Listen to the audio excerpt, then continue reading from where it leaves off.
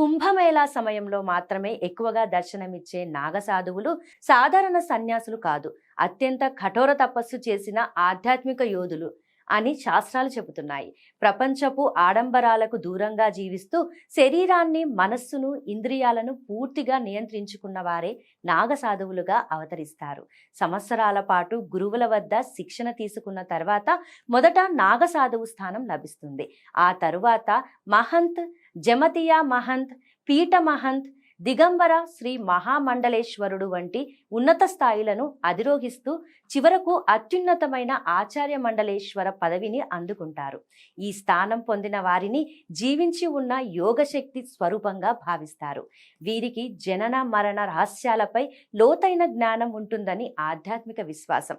ధర్మ పరిరక్షణే వీరి ప్రధాన ధ్యేయం. సూక్ష్మ శరీరంతో దేశమంతా సంచరిస్తూ దైవశక్తిని నిలబెడతారని భక్తులు నమ్ముతారు.